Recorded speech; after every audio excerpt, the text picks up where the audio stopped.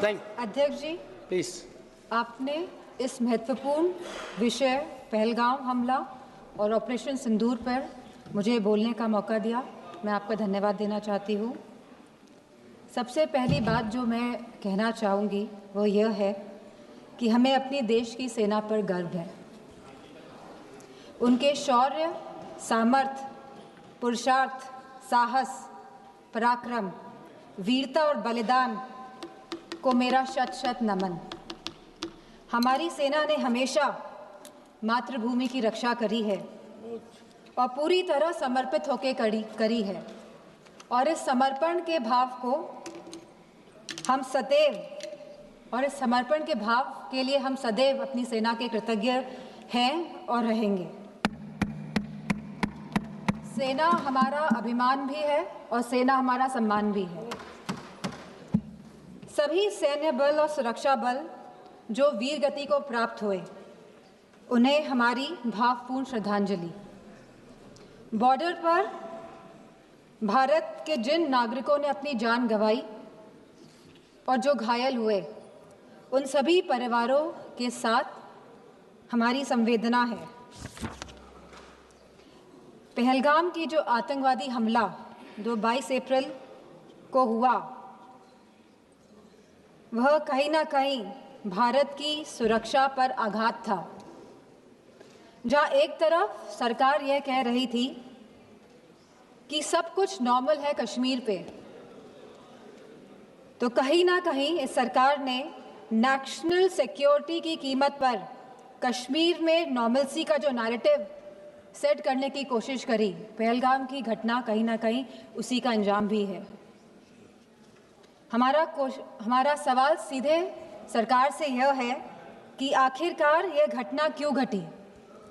आखिरकार पहलगाम में बाइसान वैली में जहां हज़ारों टूरिस्ट रोज़ जा रहे थे अपने परिवारों के साथ, और मैं पूछना चाहूँगी सरकार से कि अगर आपके परिवार के या हमारे परिवार का कोई भी सदस्य कश्मीर जाता, घाटी में घूमने जाता, तो बिना सिक्योरिटी के क्या आप उन्हें भेज देते? बिना किसी सुरक्षा के आप उन्हें भेज देते? तो क्या एक भारतीय की जान की कोई कीमत नहीं है? कहीं ना कहीं जो यह घटना घटी है, इसके लिए पूरी तरह से यह सरकार जिम्मेदार है और इसको रिस्पॉन्सिबिलिटी भी लेनी पड़ेगी और अकाउंटेबिलिटी भी सेट करनी पड़ेगी। और जिस समय घटना घटी तो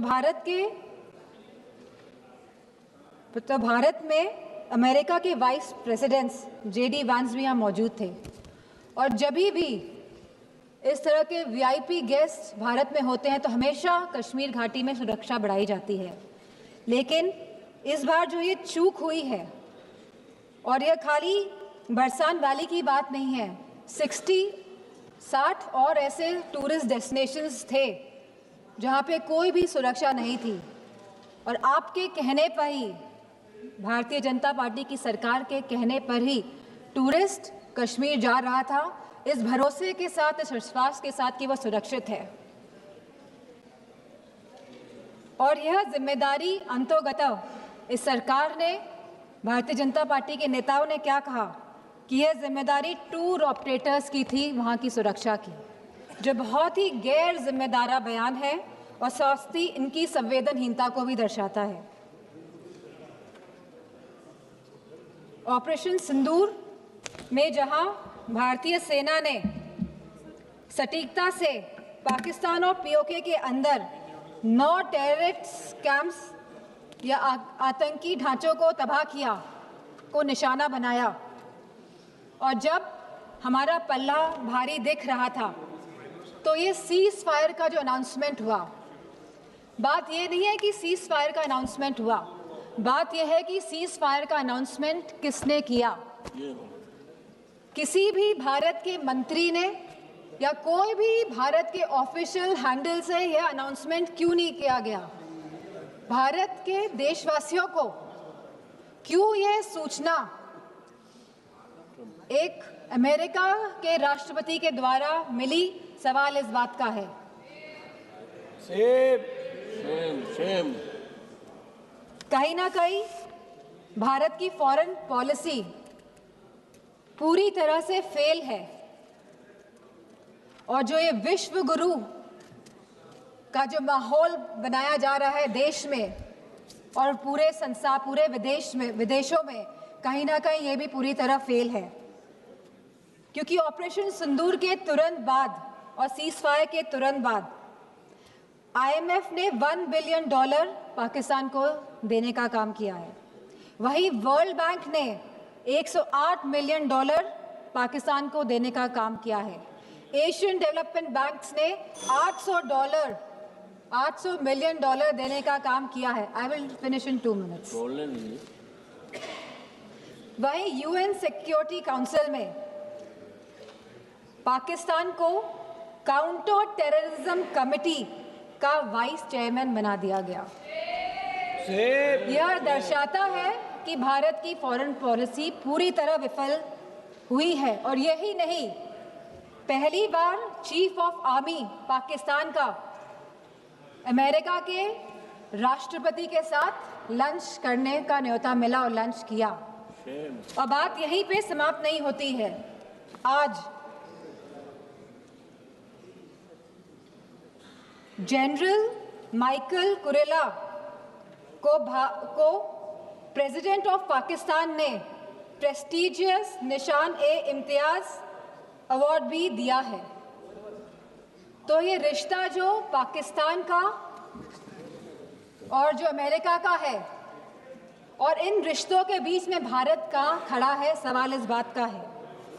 सवाल ये भी है कि अगर चीफ डिफेंस स्टाफ ने ये बात कही कि हमारे लड़ाकू विमान गिरे हैं, तो लड़ाकू विमान तो गिनती के हैं, आज नहीं तो कल तो पता ही चल जाएगा कि कितने लड़ाकू विमान गिरे।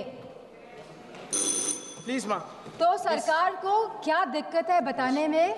सर 2 मिनट्स कि please 1 minute, please conclude 1 only 2 minutes last. 1 minute, 1 minute. कितने लड़ाकू विमान गिरे हैं और ये लड़ाकू विमान जो गिरे हैं ये क्यों गिरे, ये भी सरकार को बताना पड़ेगा। सरकार पूरी तरह से, सरकार का इंटेलिजेंस फेलियर है। सरकार ये बात जानती ही नहीं थी कि जहां हम पाकिस्तान से लड़ रहे हैं वहीं दूसरा देश, हमारा पड़ोसी देश चीन, चाइना पूरी तरह से समर्थन कर रहा था पाकिस्तान का। क्या ये इंटेलिजेंस फेलियर था या ये एक्शनेबल इंटेलिजेंस को इग्नोर किया गया?